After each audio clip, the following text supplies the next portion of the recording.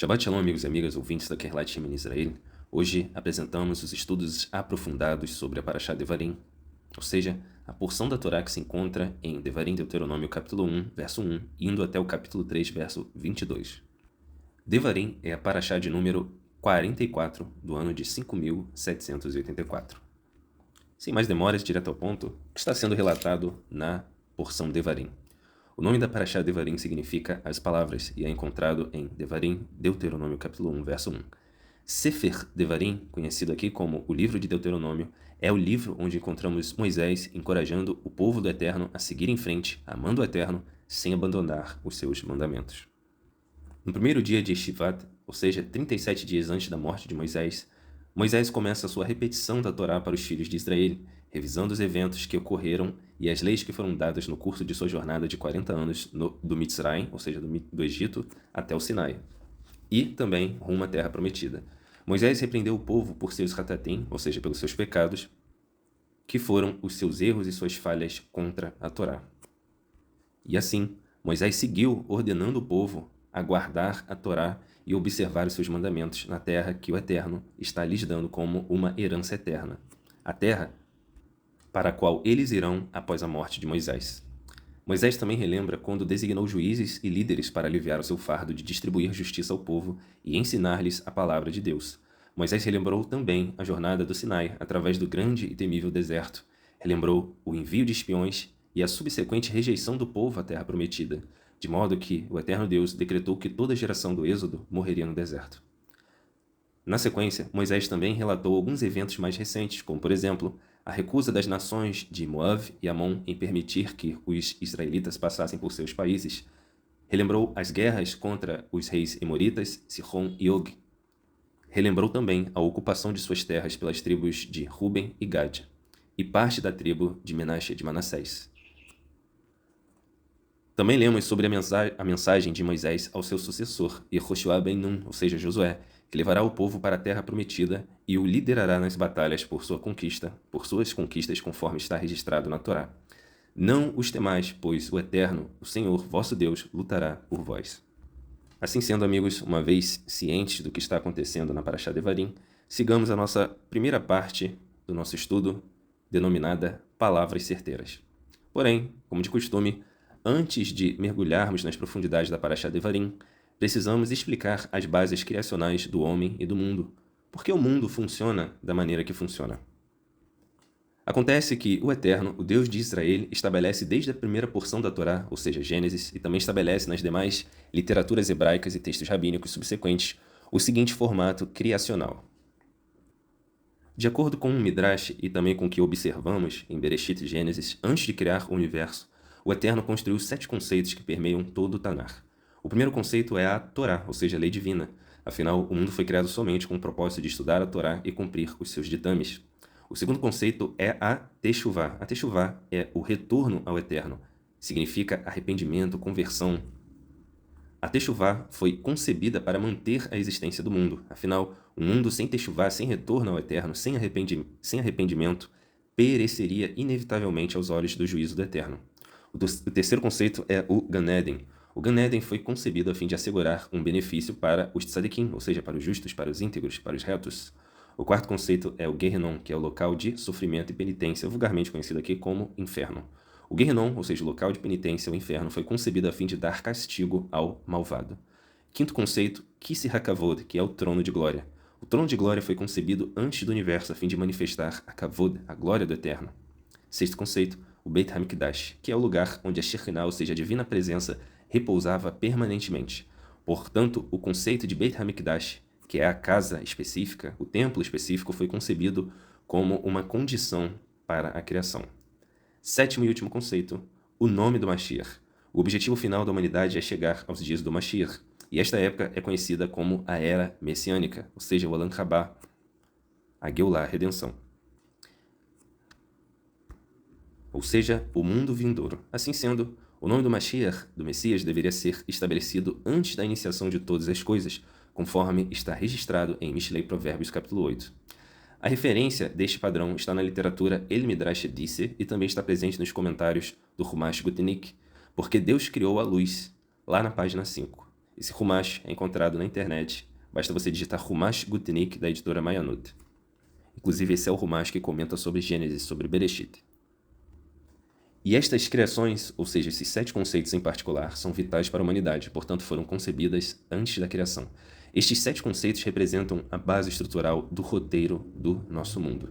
Vamos agora, amigos, aos comentários do Humash, ou seja, os comentários dos sábios, dos rabinos do nosso povo a respeito da Parashá Devarim.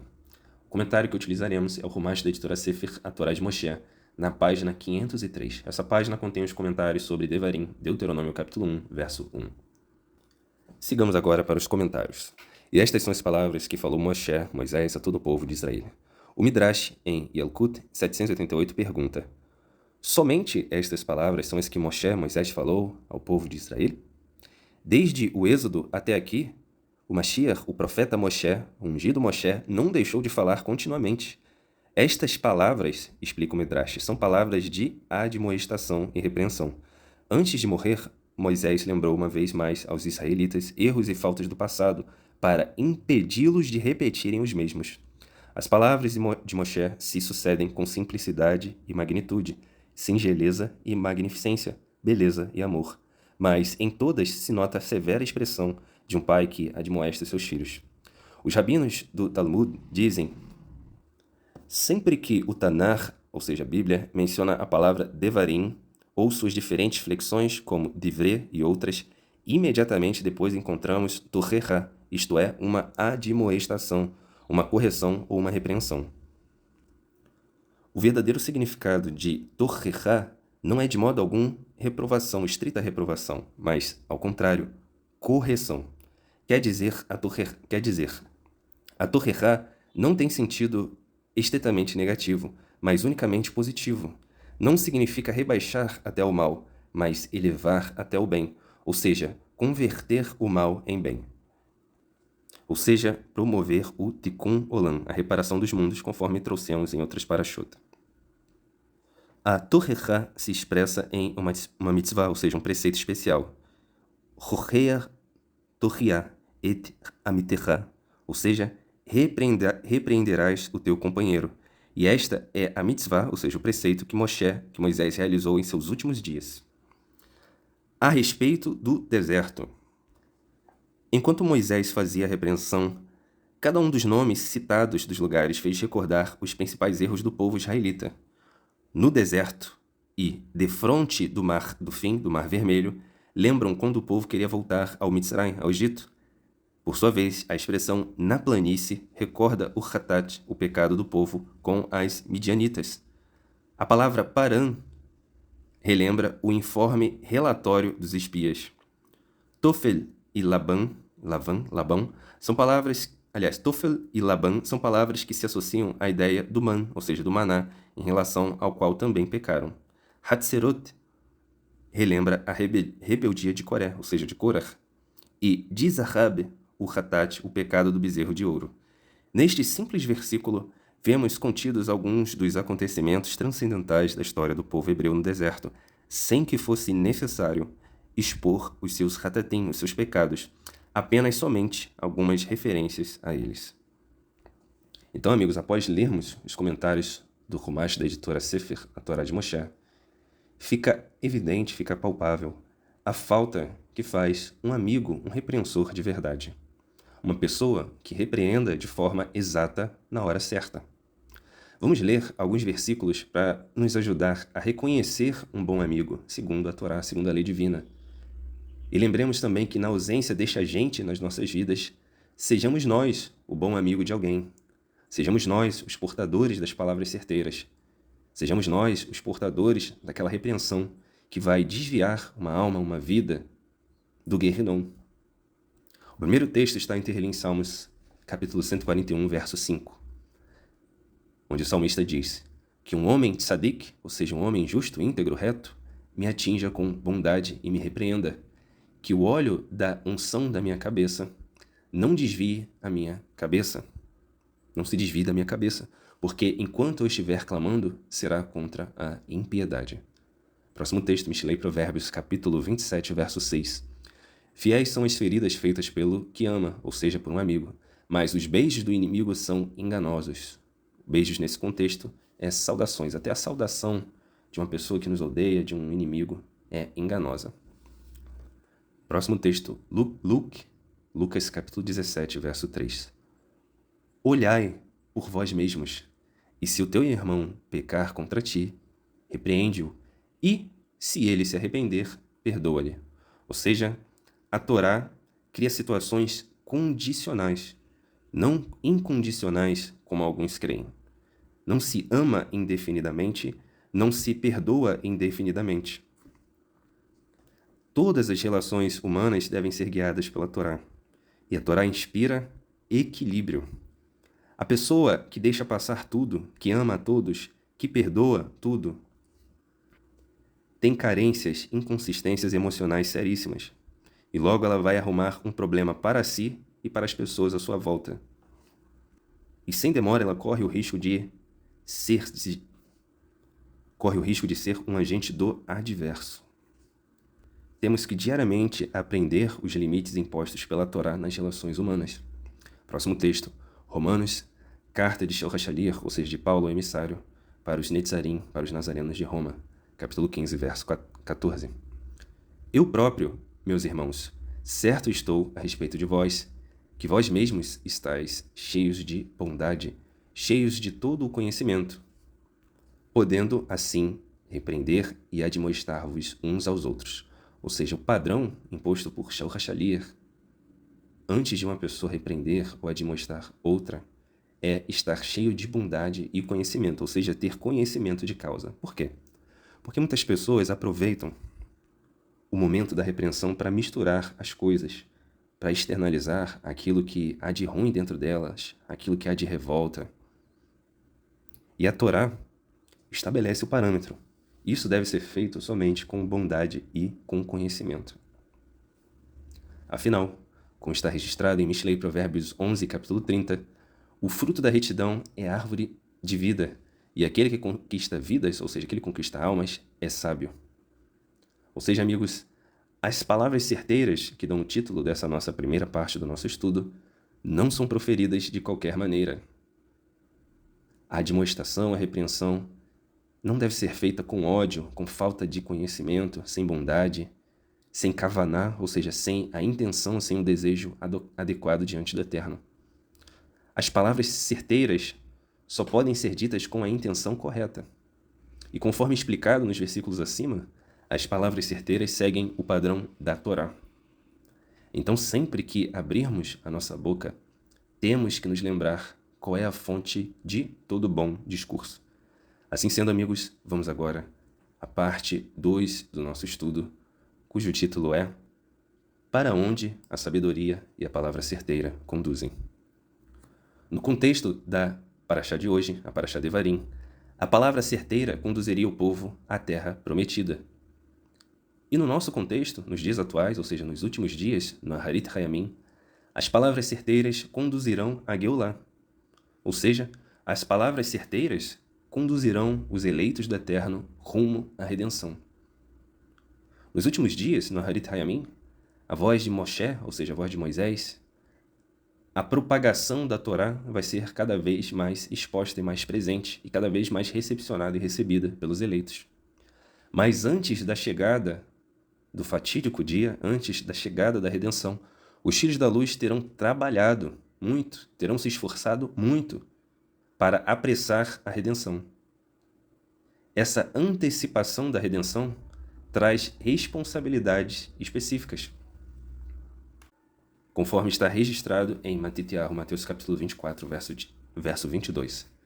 Se aqueles dias não fossem abreviados, ninguém sobreviveria, mas por causa dos eleitos do Eterno, aqueles dias serão abreviados. Ou seja, essa abreviação, essa antecipação se dá pelo trabalho executado pelos eleitos. Vamos agora aos textos da Bíblia que demonstram a forma como o eleito deve trabalhar. O primeiro texto está em Efésios capítulo 5, verso 11. Não participem das obras infrutíferas das trevas, antes exponham-nas à luz. Ou seja, na nossa caminhada, se depararmos com algum conteúdo controverso, com algum conteúdo adverso, negativo, mal, Devemos expor aquele conteúdo, aquela suposta verdade, aquele suposto ensino à luz da Torá, à luz da lei divina. É um trabalho do eleito expor esses conteúdos à luz. Para quê? Para criar o referencial do correto. Para criar o referencial do adequado diante da Torá, diante da lei divina. Próximo texto, Terlim Salmos, capítulo 119, verso 7. Eu te louvarei de coração sincero, quando aprender as tuas justas, as tuas retas ordenanças. Provérbios, Mishlei, capítulo 10, verso 17. Quem acolhe a disciplina mostra o caminho da vida, mas quem ignora a repreensão desencaminha outros. Ou seja, repetindo, quem acolhe a disciplina mostra o caminho da vida, mas quem ignora a repreensão desencaminha outros. Esse texto ele é muito importante, muito interessante, porque ele nos mostra que a responsabilidade individual também afeta a vida de terceiros. Conforme o versículo, quem acolhe a disciplina mostra o caminho da vida, ou seja, a pessoa que reavalia os seus caminhos, a pessoa que acolhe a repreensão, a demonstração, que entende aquilo que foi dito, que aquilo que foi dito para ela é para retificá-la, é para purificá-la. Essa pessoa demonstra o caminho da vida, não só para si, mas para terceiros. Por outro lado, a pessoa que ignora a repreensão desencaminha outros, desencaminha terceiros. Ou seja, a sua ação na sociedade é exponencialmente negativa. E conforme a introdução do nosso estudo, é preciso que todos nós consideremos os propósitos do Eterno em relação ao ensino da lei divina, da Torá. Ou seja, todos os ensinamentos sobre o Mashiach, sobre a Geulah, ou seja, sobre a redenção, todos os ensinamentos sobre o fim dos dias, o Aharit Hayamim, todos os ensinamentos sobre o Olam Hazé, ou seja, o mundo presente, não são organizados, estruturados e ensinados como se fossem um guia de curiosidades. Todo esse conteúdo ele é compilado, organizado e ensinado para um fim mais elevado, para uma finalidade mais elevada. Que finalidade é essa? Está registrado em Berachot, capítulo 17, parte A. O propósito da sabedoria é a Teshuvah, ou seja, retornar ao Eterno, e Ma'amim Tovim, boas obras. No nosso contexto, conforme temos conversado, conforme temos trazido linearmente, a Teshuvah, o retorno ao Eterno, e as boas obras são ações concretas, são trabalhos reais. Isso está evidenciado nos comentários do Humash, da editora Sefer, a Torá de Moshe, na página 503. Essa página contém os comentários sobre Devarim, Deuteronômio, capítulo 2, verso 7, e diz o seguinte. Aliás, página 509, comentários sobre Devarim, capítulo 2, verso 7. Devarim 2, verso 7 diz o seguinte: Porque o Eterno teu Deus te ha abençoado em toda a obra de tuas mãos. E o comentário diz o seguinte: Segundo o Sifteh Chachamim, significa gado, ou seja, obra das tuas mãos significa gado. Entretanto, o Midrash Yalkut, em Yalkut 808, explica este versículo no sentido próprio e diz que o Eterno abençoa somente aqueles que trabalham e considera indignos os preguiçosos. O Talmud e os Midrashim, ou seja, a literatura que explica as profundidades da Bíblia através de parábola, exaltam o valor do trabalho, e os doutores da lei, eles mesmos davam o exemplo, pois cada um deles tinha o seu ofício, como por exemplo, Rabi Yehoshua fazia carvão. Isso está registrado em Berachot, capítulo 23. Rabi Meir, por sua vez, era escriba, conforme está registrado em Erubim, capítulo 13. Rabi Yohanan era sapateiro, conforme está registrado no Pirkei Avot, capítulo 4, verso 14. Rabi Yitzhak era ferreiro, e Rabi Yosef ben Halafta trabalhava em couros, conforme está registrado no Tratado de Shabat, capítulo 49. Abba Shaul era padeiro, ou coveiro, conforme está registrado em Pesachim, capítulo 34, e Nidá, verso 24. Os rabinos aconselhavam aqueles mesmos que se dedicam ao estudo da Torá terem um trabalho físico. E Rabban Gamliel, o filho de Rabi Yehudá Hanassi, o príncipe, dizia: É bom o estudo da Torá junto com uma ocupação temporal, pois ambas evitam a iniquidade, ou seja, o desprezo da Torá. E todo estudo que não for acompanhado de uma profissão é vão e leva ao hatat, ou seja, ao pecado. Ou seja, todo estudo que não é materializado, que não é acompanhado de uma profissão, ele leva ao Hatat, conforme está registrado em Pirkei Avot, Ética dos Pais, capítulo 2, verso 2. Assim sendo, amigos, vamos agora à terceira parte. Esse conteúdo nos leva à terceira parte do nosso estudo, cujo título é Onde estão as palavras certeiras? Identificar o certo e o errado é a premissa, é o trabalho inicial para começarmos qualquer trabalho do Malchut Hashamai, ou seja, do Reino dos Céus. Nas Escrituras, nós temos diversos contrastes entre o certo e o errado. Quando as histórias relatadas na Bíblia falam das ações humanas, sempre evidenciam os pontos altos e baixos do homem, do ser humano, com 3 finalidades específicas. A primeira finalidade é evidenciar o real alcance da soberania divina. A Escritura faz questão de mostrar que, através do decreto divino, as ações humanas vêm à luz. A raiz de todos os eventos, quem está nos bastidores dos decretos de todos os eventos, de cada ação do homem, é o Eterno. O Eterno não permite nada. Ele projeta, decreta e executa, conforme está registrado em 2 Samuel, Shmuel Bet, capítulo 12, verso 11. Assim diz o Eterno: eis que da tua própria casa suscitarei o mal sobre ti, e tomarei tuas mulheres à tua própria vista, e as darei a teu próximo, o qual se deitará com elas em plena luz do dia. Esse verso se refere aos feitos de Avshalom, de Absalão. Não somente esse texto das Escrituras, mas diversos outros textos demonstram onde está a fonte de tudo que acontece no Olam Hazé, no mundo presente. Absalão, em sua arrogância, certamente pensou que estava tendo uma grande ideia para afrontar o seu pai. Mas tudo aquilo já havia sido projetado e determinado. Tinha início, meio e fim. E esse início, meio e fim não foram determinados ou ditados por uma suposta autonomia de Absalão ou de Absalão. Tudo já está escrito. Esta é a primeira finalidade com a qual a Escritura evidencia os feitos do homem. A Escritura sempre coloca em evidência a soberania absoluta do Eterno, o real alcance da soberania divina. A segunda finalidade com a qual a Escritura nos traz os relatos, os altos e baixos dos seres humanos, é fazer distinção entre as ações do trigo e do joio, dos filhos da luz e dos filhos das trevas, dos Kelim Kalom e dos Kelim Kavod, ou seja, dos vasos de honra e dos vasos de desonra. A Escritura nunca deixa de mostrar o contraste entre essas ações, para onde cada tipo de ação e intenção leva. E a terceira finalidade é mostrar o caminho da Teshuvá e as consequências de quando o caminho da Teshuvá não é trilhado. Vamos agora a um exemplo prático destes contrastes nas Escrituras. Ter-lhe em Salmos 146, verso 9. O Eterno, o Senhor, guarda os estrangeiros, ampara o órfão e a viúva, mas ele transtorna o caminho dos ímpios. Próximo texto. Mishlei Provérbios, capítulo 10, verso 7. A memória do justo, do íntegro, é abençoada, mas o nome dos ímpios apodrecerá. E assim a Escritura segue, em vários momentos, principalmente em Provérbios, fazendo distinções entre as ações dos Bnei Or e dos Bnei Rocher, os filhos das trevas, dos filhos da luz e dos filhos das trevas, entre o sábio e o justo, entre o tolo e o íntegro. E tudo isso está dentro dessas finalidades que foram citadas. Primeiro, demonstrar a soberania do Eterno. Segundo, fazer distinção entre um e o outro.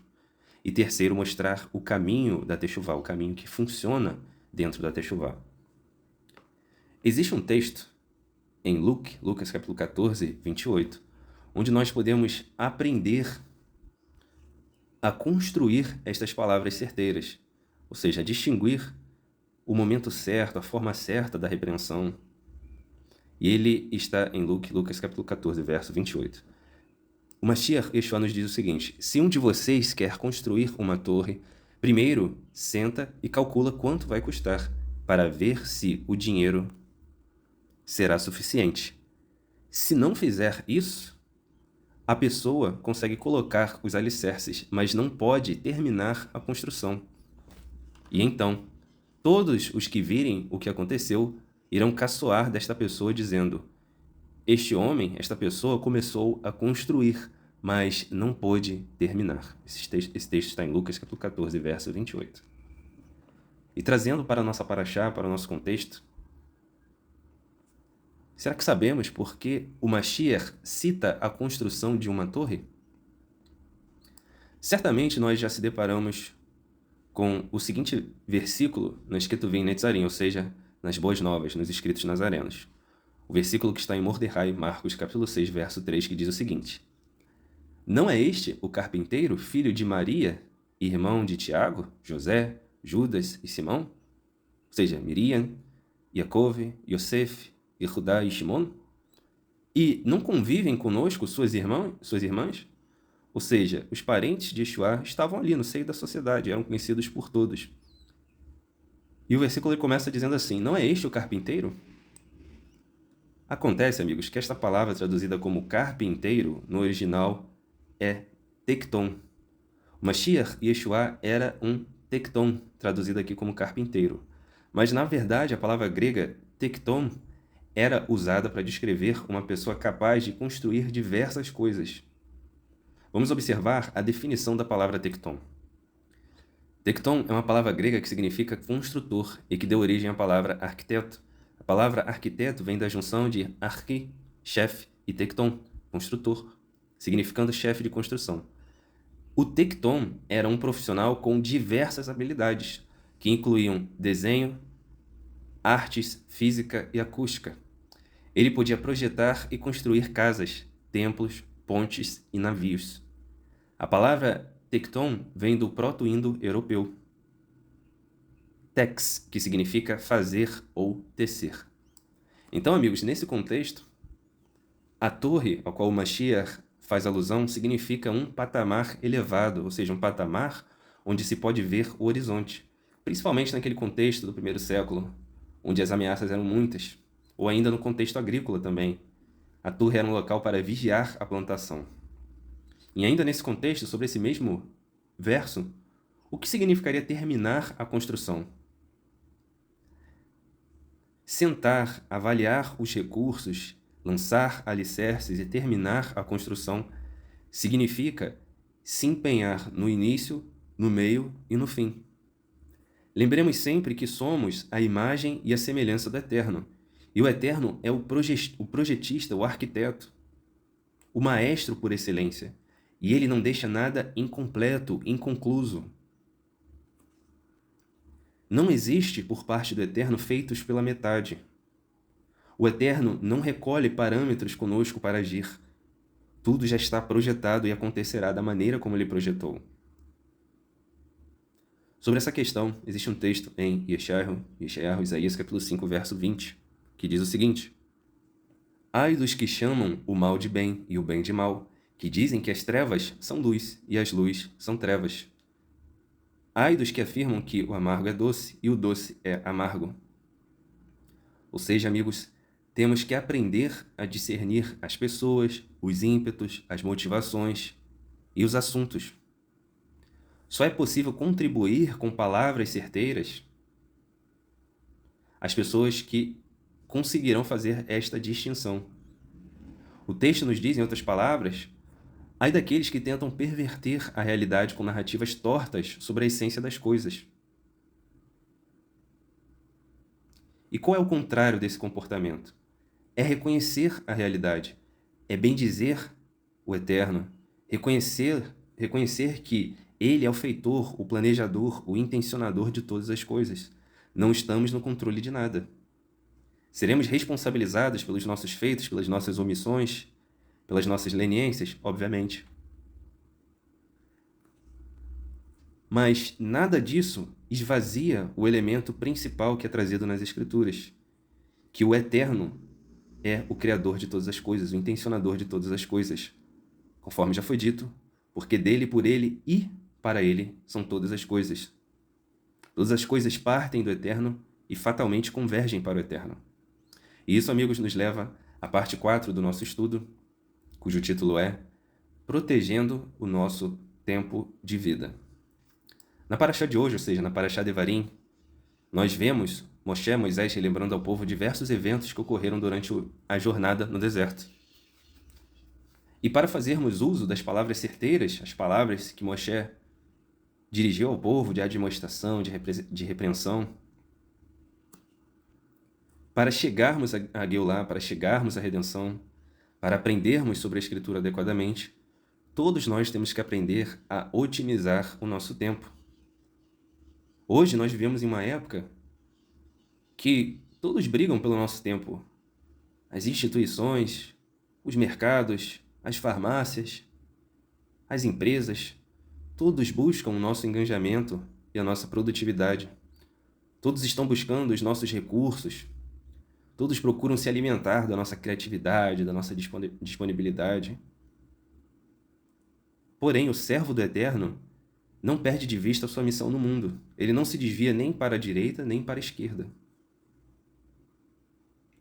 Está escrito no Tanar, na Bíblia, em Terlim, Salmo 90, verso 12, o seguinte: sendo assim, ensina-nos, pois, o número dos nossos dias, a fim de que possamos aplicar o nosso coração à sabedoria. Próximo texto. Iov Jó, capítulo 14, verso 5. Os dias do homem estão determinados. Tu decretaste o número dos seus meses e estabeleceste limites que ele, o homem, não pode ultrapassar. Próximo texto, 2 Timóteo, ou seja, segunda carta de Shaul HaShalir, de Paulo emissário ao seu discípulo, seu Talmid, Timóteos, capítulo 2, verso 4. Nenhum soldado em serviço se embaraça com negócios desta vida, a fim de agradar aquele que o alistou para a guerra. Nesse contexto, se embaraçar com os negócios da vida é ser sufocado pelo Olam Hazé, ou seja, ser sufocado pelo mundo presente. É estar sempre preso a circuitos materiais, sem reservar um tempo para o estudo da Torá, sem buscar o Eterno, Haz Shalom, sem buscar um tempo para entender as questões do Malchut Hashamayim, do Reino dos Céus. Voltando ao versículo. Nenhum soldado em serviço se embaraça com negócios desta vida, a fim de agradar aquele que o alistou para a guerra. Próximo texto, Kohelet, Eclesiastes capítulo 3, verso 17. E eu disse a mim mesmo, o justo e o ímpio, Deus o Eterno julgará ambos, pois há um tempo designado para todo o propósito. Geralmente, líamos isso com a visão de que era um propósito nosso, mas não é um propósito nosso, é um propósito do Eterno. Pois há um tempo para todo propósito, um tempo para tudo o que acontece. Próximo texto, Gálatas, carta de Shaul HaShalir aos Netzarim, que viviam na região da Galácia. E não cansemos de fazer o bem, pois no tempo próprio colheremos, se, mais uma vez, condicionalmente, colheremos se não desanimarmos. A Escritura é organizada. Ela não traz nada de maneira incondicional. Só colherá quem fez o bem se não desanimar, se for fiel até a morte. E ainda refletindo sobre o título dessa parte, que é Protegendo o Nosso Tempo de Vida, nós observamos que podemos recuperar algumas coisas na nossa vida, menos o tempo perdido. E o Salmo 90, que nós acabamos de ler, que diz o seguinte: sendo assim, ensina-nos, pois, o número dos nossos dias, a fim de que possamos aplicar o nosso coração à sabedoria, é atribuído a Moisés. Terlim, Salmos 90, é atribuído a Moisés, que vem de encontro justamente ao conteúdo da paraxá de hoje, a essência da paraxá de hoje, onde Moisés se dirigia ao povo, conclamando-o, repreendendo-o, admoestando o povo a otimizar o seu tempo, a buscar o Eterno, a se apegar aos mandamentos. Se tem uma coisa que foi feita durante os dias de Moisés, por Arão, pelos seus filhos, pelos Kohanim, pelos sacerdotes, era a otimização do tempo. Todo dia, o serviço divino no Mishkan, no tabernáculo, exigia extrema atenção ao tempo, às datas, aos períodos. Eles não viviam de maneira leviana, deixando que interesses de terceiros atrapalhassem suas jornadas diante do Eterno, atrapalhassem a qualidade do serviço divino que eles tinham que prestar em favor do povo. E assim acontece também com todo o eleito. Todo eleito procura otimizar o seu tempo para servir melhor. Servir melhor ao Eterno e, consequentemente, servir melhor à comunidade. O que nos leva, amigos, à conclusão do nosso estudo, cujo título é Um Ser Humano Funcional. Terlin Salmos 119, verso 7 diz o seguinte: Eu te louvarei de coração sincero, quando aprender as tuas justas ordenanças. Repetindo, eu te louvarei de coração sincero, quando aprender as tuas justas ordenanças.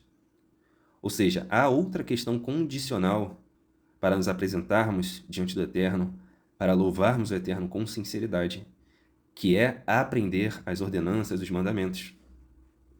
Somente quando o salmista aprende as ordenanças do Eterno, ele considera que o seu coração, ou seja, a sede de seus pensamentos, está pronta para louvar e servir o Criador com sinceridade. A Escritura, a Bíblia, ela é perfeita em toda a sua abordagem. Com esse versículo, percebemos que não podemos nos justificar, tentar nos justificar diante do Eterno e dos homens, mencionando um coração supostamente puro, conforme muitos dizem ao negligenciar as Escrituras e os mandamentos. Às vezes, quando uma pessoa se depara com o conteúdo da lei divina mais profundo, ela tende a dizer isso: o Eterno, ele conhece meu coração. Aonde eu estou tá bom, está confortável. Eu não sou uma pessoa ruim porque eu estou deixando de fazer isso ou aquilo outro. Ou seja, são os subornos do Yetzer Hará, da inclinação do mal, que vem de dentro da pessoa, que dizem para ela: não, você não precisa disso tudo não. O nível da sua impureza é baixo, é pequeno, você não precisa se purificar diariamente, não precisa se purificar tanto com mandamentos e isso e aquilo outro, e Torá, e hebraico, e comunidade, e sinagoga. Deixe isso para terceiros. Uma pessoa consciente da sua condição perante o Eterno jamais pensaria isso, pois a Escritura nos afirma, a Bíblia nos afirma, o Eterno nos afirma, que o coração do homem, ou seja, a sede dos pensamentos, é terrivelmente corrupta. E não demora, não tarda, para a realidade que o Eterno criou nos dizer o seguinte: e daí? E daí que você acha que tem o coração puro? Mostra quem você é. Não fica por aí falando que o seu coração é puro. Você tem muita coisa para fazer. E o salmista, ele percebeu isso. Por isso ele diz: eu te louvarei de coração sincero quando aprender as tuas justas ordenanças. Ainda sobre essa questão, sobre a qualidade do serviço prestado ao Eterno, prestado à comunidade, prestado ao próximo, olha o que está registrado em Provérbios, Mishlei, capítulo 10, verso 20. A língua dos justos, dos tzadikim, dos íntegros, é prata escolhida. Porém, o coração dos perversos, a sede dos pensamentos dos perversos, pouco vale. E o comentário do investigador da Torá, Ravi Rashi, a respeito disso é o seguinte: a língua do justo, do íntegro, do tzadik, é prata escolhida, porque ele sabe repreender. Eu vou deixar na descrição da Parashá hoje o link para você acessar esse comentário de Rashi. E Rashi segue o seu comentário sobre esse verso em Mishlei, Provérbios 10, capítulo 20, sobre a parte: o coração dos perversos vale pouco. Ele diz o seguinte: o coração do ímpio vale pouco, pois ele, o ímpio, não dá ouvidos à repreensão do justo. O Midrash de Rabbi Tanhumá, em Kitzá, capítulo 6, afirma o seguinte: isso foi dito a respeito do profeta que clamou em profecia sobre o altar em Betel, a Jeroboão. Embora a mão de Jeroboão tivesse se tornado rígida, ele não deu atenção à repreensão do profeta, conforme é dito em 1 Reis, Melachim Aleph, capítulo 13, verso 6. Olha o que Jeroboão diz para o profeta após a repreensão: rogai agora ao Senhor vosso Deus. Jeroboão não disse assim: vou rogar agora ao Senhor meu Deus, ou roga agora ao Senhor meu Deus. Ele diz: rogai agora ao Senhor vosso Deus, ou seja, o Deus do profeta que estava diante dele, o Deus do Navi que estava diante dele. E a mão lhe foi restabelecida e estendida como era antes. Ou seja, Jeroboão foi castigado e sua mão ficou ressequida, encolhida. E quando o homem de Deus vai repreendê-lo, ele diz assim para o homem de Deus: por favor, homem de Deus, roga ao teu Deus que cure a minha mão. E o homem de Deus roga ao Eterno e a mão de Jeroboão é curada. Ou seja, o homem de Deus, o profeta, o Navi, fez a sua parte e Jeroboão fez a parte dele. Por quê? Porque o comentário nos diz o seguinte: assim como antes, ou seja, quando ele estava com a mão ressequida, a mão atrofiada, ele estava de pé e queimando sacrifícios aos ídolos, ou seja, cometendo atos de avodazará, de idolatria, o mesmo aconteceu no final da vida de Jeroboão. Com mão ressequida, sem mão ressequida, inteiro ou pela metade, ele era um idólatra. Ele não atendeu às palavras de repreensão. Ele não se arrependeu, ele não fez techuvá. Ele foi restabelecido, ele foi curado, recebeu uma bênção do Eterno só para trabalhar melhor para a idolatria. Hasbe Shalom, que o Eterno nos livre. Por aqui aprendemos que o homem não pode se eximir da sua responsabilidade pessoal diante do Eterno. Jeroboão tinha que ter buscado o Eterno por conta própria. Se este fosse o caso dele, se ele não fosse o que estava predestinado a ser até o seu último dia. Conforme trouxemos em outra parte do estudo de hoje, estes contrastes que a Escritura nos traz, nos auxilia a reconhecer primeiro a soberania divina, segundo os feitos dos filhos da luz versus os filhos das trevas, e nos conduz a techuvá. Quando nós refletimos sobre esses atos, sobre esses relatos, nós começamos a entender a métrica, o código ao qual a realidade é submetida. Ainda sobre essa questão de darmos testemunho, um testemunho de qualidade sobre o que nós somos, temos o relato em Yaakov Tiago, capítulo 2, verso 14, que diz o seguinte: do que adianta, meus caros irmãos, alguém proclamar a sua emuná, a sua fé, sua confiança no Eterno, se não tem obras, se não tem ações? Acaso unicamente essa fé, essa emuná, essa confiança no Eterno pode salvá-lo? Se um irmão ou uma irmã estiverem necessitados de roupa e passando privação do alimento de cada dia, e qualquer dentre vós lhes disser: ide em Shalom, aquecei-vos e comei até satisfazer-vos. Porém, sem lhe dar alguma coisa concreta para comer, do que adianta isso? Desse mesmo modo em relação à fé, à emuná. A fé por si só, a emuná por si só, a confiança no Eterno por si só, se não for acompanhada de obras, está morta. Entretanto, alguém poderia afirmar: tu tens fé, emuná, confiança no Eterno, e eu tenho as obras. Mostra-me a tua fé sem obras, e eu te demonstrarei, darei testemunho da minha emuná diante das obras que realizo. Crês tu na existência de um só Deus, Adonai Echad? Fazes bem. Até mesmo os Shedim, os seres danificadores, creem e estremecem. Queres, pois, te assegurar, ó homem insensato, de que a emuná sem obras é um fato inútil? Ora, não foi Abraão, o nosso pai, na emuná, o nosso pai na fé, justificado pelas obras, quando ofereceu o seu próprio filho, Yitzhak, sobre o altar? Vês dessa forma que tanto a emuná, a fé, a confiança no Eterno, e as obras, as ações concretas, estavam agindo juntas, e a emuná, a fé, a confiança no Eterno foi aperfeiçoada pelas obras. E cumpriu-se assim o que a Escritura declara. E Abraão creu no Eterno, e isso lhe foi acreditado como justiça, como retidão, como integridade. E ele foi chamado amigo de Deus. Observais que uma pessoa é justificada por meio das suas ações, e não simplesmente por dizer que crê. Exemplo semelhante é o de Raabe, a meretriz. Não foi ela aceita pelo Eterno pelas obras quando acolheu os mensageiros de Israel e os conduziu por um outro caminho, para não serem descobertos? Portanto, assim como o corpo sem os níveis de consciência, sem o Ruach, está morto, sem o espírito está morto, da mesma forma, a emuná, a fé, a confiança no Eterno, sem obras, sem ações concretas, também está morta. Ou seja, Yaakov, Tiago, Bar Yeshua, irmão do Mashiach Yeshua, nos demonstra que os mandamentos estão aí para serem utilizados. ou seja, observados e cumpridos, conforme diz as Escrituras.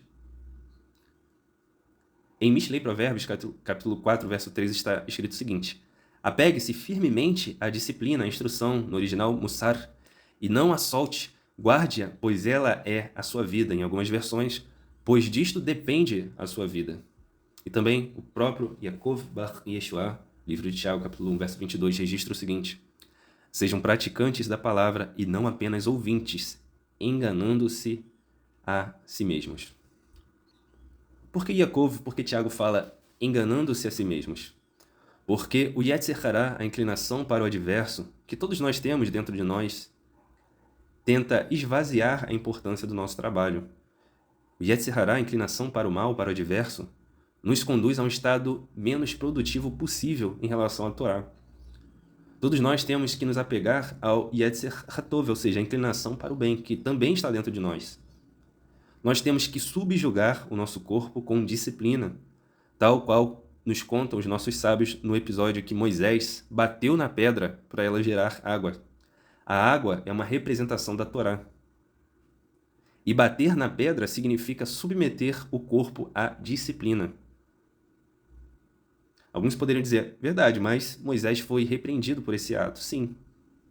Por quê? Porque nós não podemos nos iludir, nos enganar, conforme diria Tiago 1, 22, capítulo 1, verso 22, achando que nós, eu ou você, vamos submeter o nosso corpo à disciplina de maneira autônoma. Nós vamos escolher nos submeter ao Eterno.